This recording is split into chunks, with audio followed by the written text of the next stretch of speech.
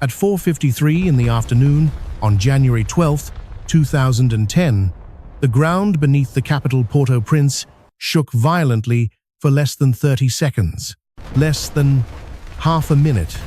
Yet that was enough time to erase an entire city. According to the Haitian government's estimates, over 220,000 people lost their lives, 300,000 were injured, and over 1,300,000 were left homeless. This is the deadliest earthquake of the 21st century for a single nation, and the story behind it goes far beyond geology. This is the story of 200 years of accumulated geological stress, a city never built to survive it, and one of the largest humanitarian catastrophes in modern history. To truly understand what happened, we need to start beneath the ground. Haiti sits on the island of Hispaniola in the Caribbean Sea, where two massive tectonic plates are sliding horizontally past each other. The Caribbean plate is moving eastward at roughly 21 millimeters per year relative to the North American plate, approximately the speed at which a human fingernail grows. But the Enriquillo Plantain Garden Fault, running across southern Haiti, had been locked and silent for over 250 years without a major earthquake.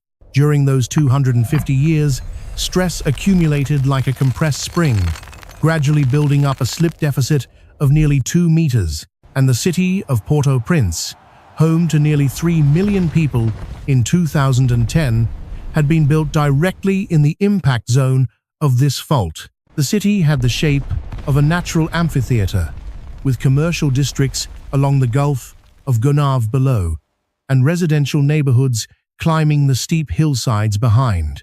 86% of Port-au-Prince residents lived in slum conditions, packed into concrete block buildings with inadequate or absent steel reinforcement. Haiti was the poorest country in the Western Hemisphere, where more than half the population lived on less than $1 a day, and official building codes barely existed in practice. There were no earthquake preparedness programs, no seismic emergency response plans, and most construction used substandard concrete mixed with beach sand. In 2008, geologists published warnings that the fault was fully locked and required urgent, high-priority study. But no one acted, and the 3-million-person city kept building upward, floor upon floor, without a single seismic calculation. Tuesday, January 12, 2010, the sun was lowering toward the Gulf of Gonave as millions of people prepared to end their working day. In the city of Léogâne, less than 15 kilometers from the epicenter, children were leaving school and heading home along familiar dirt roads. Beneath the ground, at a depth of 13 kilometers, the hidden Léogâne fault had reached its ultimate breaking point and ruptured. The 7.0 magnitude earthquake began on the hidden Léogâne thrust fault, a concealed reverse fault that geoscience had never previously documented. The fault slipped along its underground plane with a maximum displacement of up to 3.5 meters, releasing 250 years of accumulated energy in less than 30 seconds. Because the fault was only 13 kilometers deep, an extremely shallow depth, geologically, seismic energy reached the surface with almost no attenuation. Seismic waves propagated northeast from the Léogâne epicenter, and within seconds, the coastal plain beneath Port-au-Prince began shaking at grade 9 on the modified Mercalli scale. Grade 9 on the Mercalli scale means shaking intense enough to destroy even earthquake-resistant structures, let alone hollow concrete block buildings without reinforcement. Port-au-Prince sat on alluvial sediments and man-made coastal fill, soil types that amplify seismic waves far more intensely than solid bedrock. This meant that the low coastal areas experienced significantly more violent shaking than the higher hillside zones, and these were exactly where population density was highest. Buildings in Port-au-Prince were mostly built from hollow concrete blocks without closed-hoop reinforcement, and the concrete was mixed with beach sand instead of proper, sharp aggregate. The result was that buildings did not flex with the seismic waves, but shattered immediately, collapsing floor by floor, like stacked pancakes. Within the first seconds, in the city of Leogan, closest to the epicenter, an estimated 80 to 90% of all structures were completely destroyed or critically damaged. Within seconds, the entire infrastructure of a nation began collapsing in an unstoppable domino effect. The National Palace, symbol of state authority with its famous twin white domes, collapsed completely on the Champ de Mars Plaza. The Cathedral of Notre Dame de Port-au-Prince, a structure over 100 years old, was severely destroyed, its central dome crashing down into the nave below. The UN MINUSTAR peacekeeping mission headquarters at the Hotel Christopher collapsed completely, killing over 100 UN personnel, including the head of the mission. The Finance Ministry building, the Public Works headquarters, and more than 15 of Haiti's total 20 government ministries were completely destroyed. 3 of the 4 largest hospitals in Port-au-Prince collapsed or became unusable at the exact moment when hundreds of thousands of people needed emergency medical care most urgently. This was the moment a geological disaster became a complete systemic catastrophe, as the entire national emergency response system was wiped out simultaneously. The Port-au-Prince harbor, the only gateway for aid shipments to reach this island nation, was severely damaged and unable to operate during the critical first days.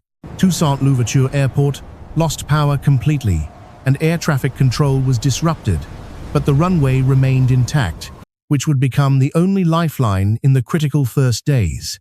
As night fell over Port-au-Prince, the city fell almost completely silent, without electricity, without water, and with hundreds of thousands of people trapped beneath the ruins. Night temperatures in Port-au-Prince in January were around 23 degrees Celsius, warm by global standards, but for those buried under tons of concrete, every hour was a fight for survival.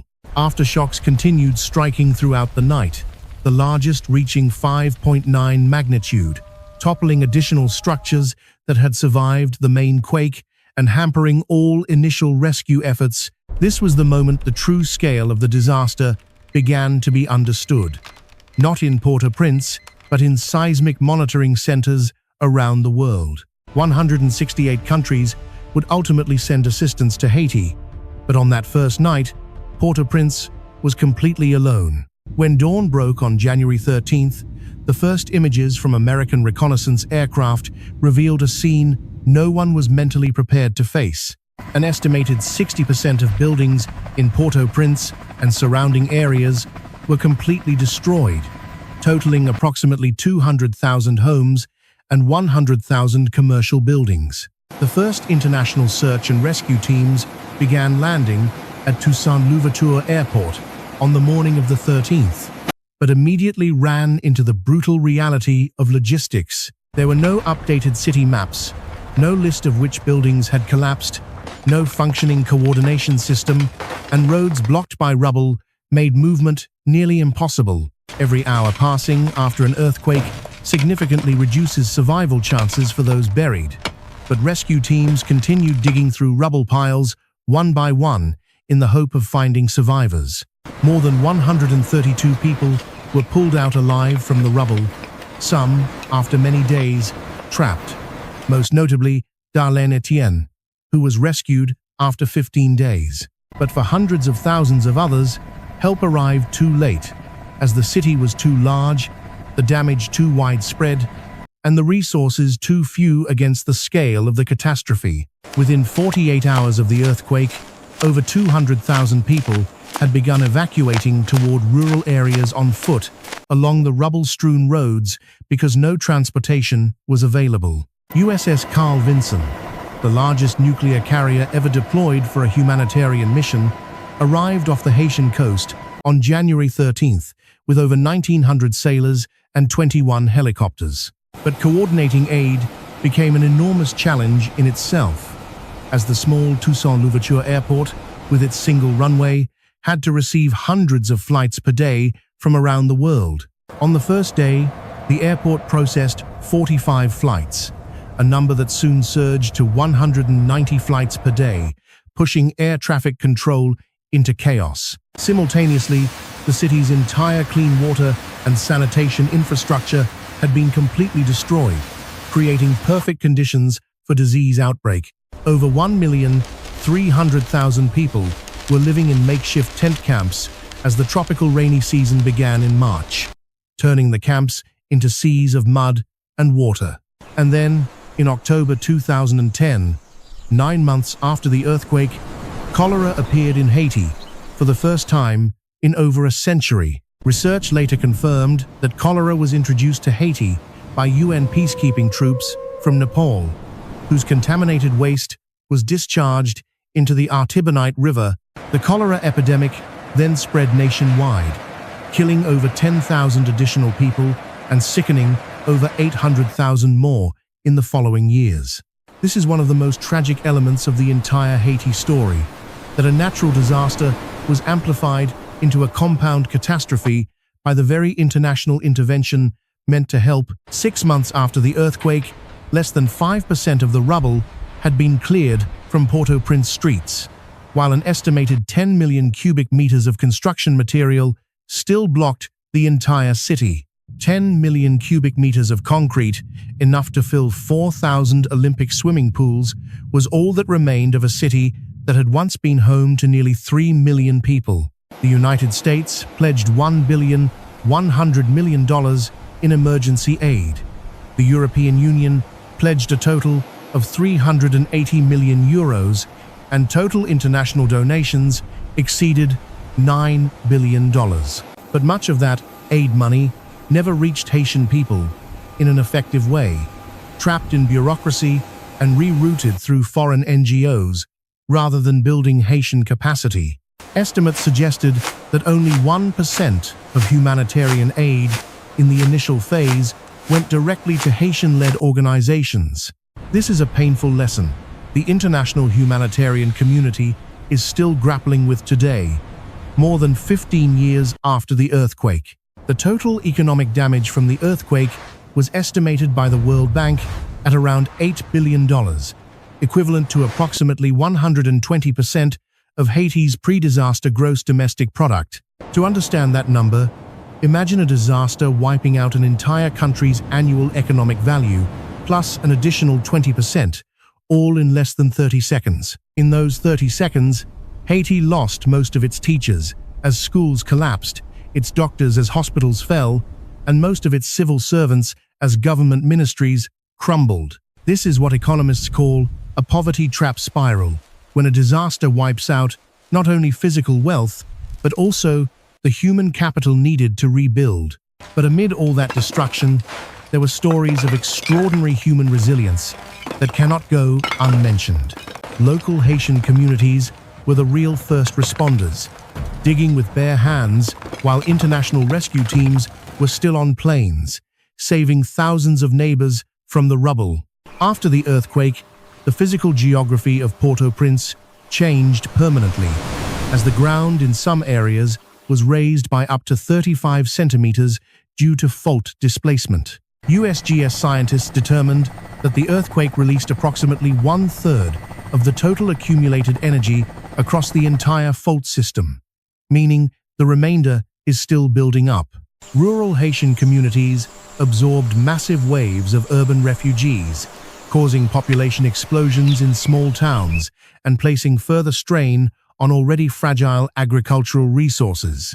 Haiti's ecosystem, already devastated with only 2% forest cover remaining, faced additional pressure as displaced people cut trees for fuel and temporary building material. By 2013, over 300,000 people were still living in makeshift tent camps, 3 years after the earthquake, while reconstruction had barely begun.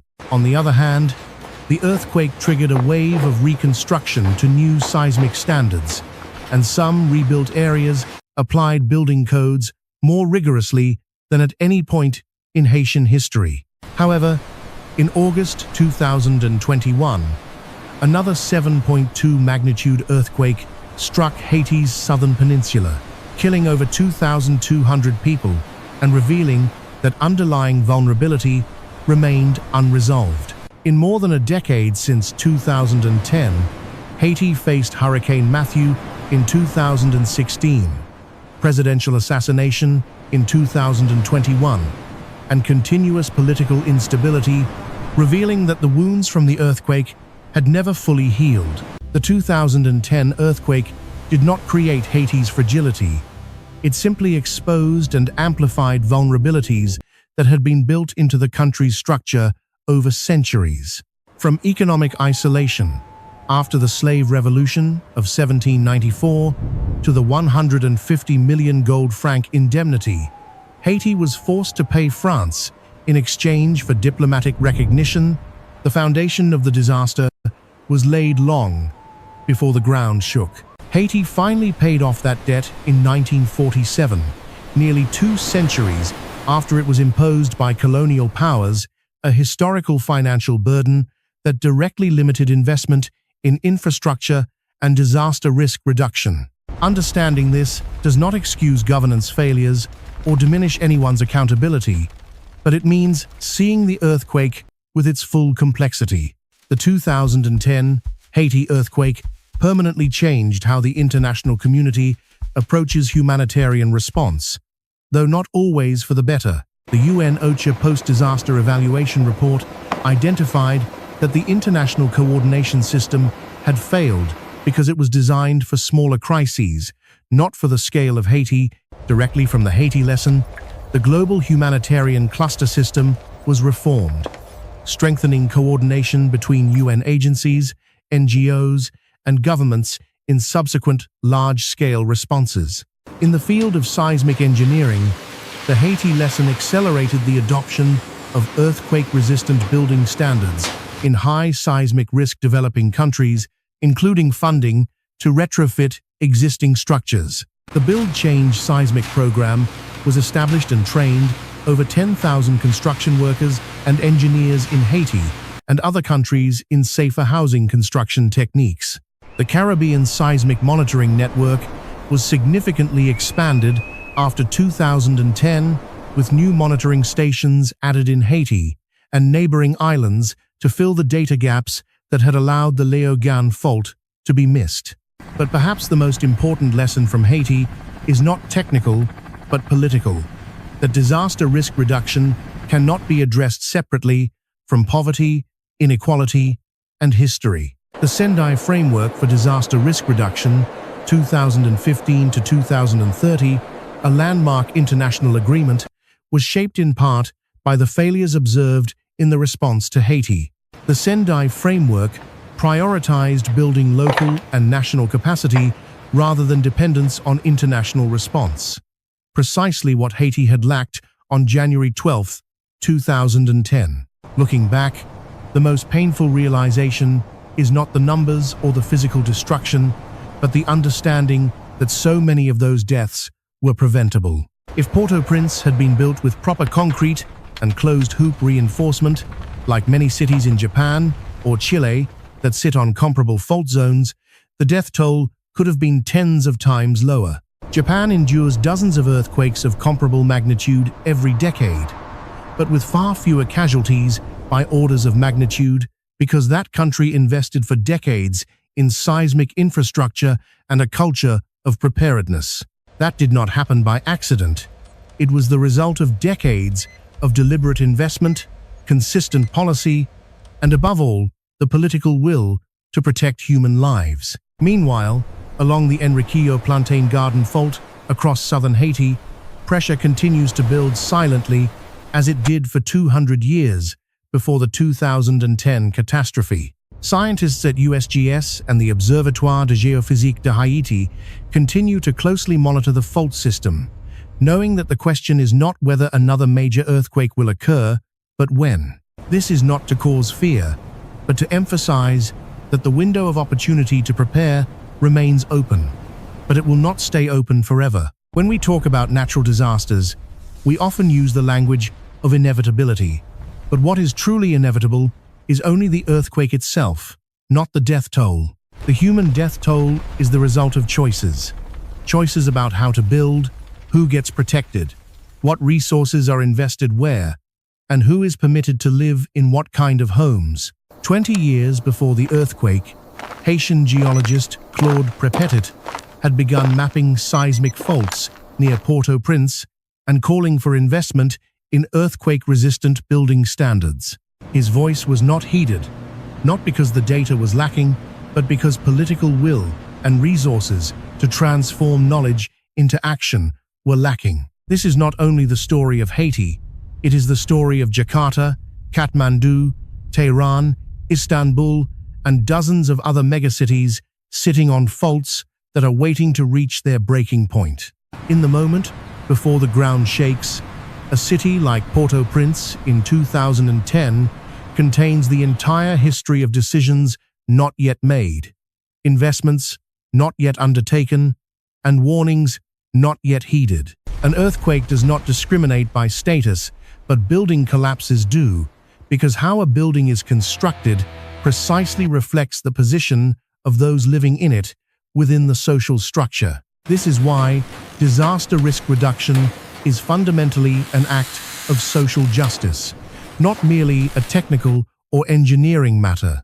When the Haitian ground shook on January 12, 2010, it did not only break buildings, it exposed the entire structure of global inequality before the eyes of the world. More than 15 years have passed since the earthquake, and Haiti is still in the process of rebuilding, proving that recovery from a disaster of this scale is not measured in years, but in generations. Every major earthquake in a vulnerable country poses the same fundamental question: whether the world is learning from history or merely waiting for history to repeat itself. 30 seconds. That is all the time the ground of Haiti shook on January 12, 2010. But the consequences of those 30 seconds are still shaping the lives of millions of Haitian people today, and its story is not yet finished. The only thing we can do to honor those who were lost is to ensure that when the ground shakes next time, anywhere in the world, fewer people die because they were better prepared.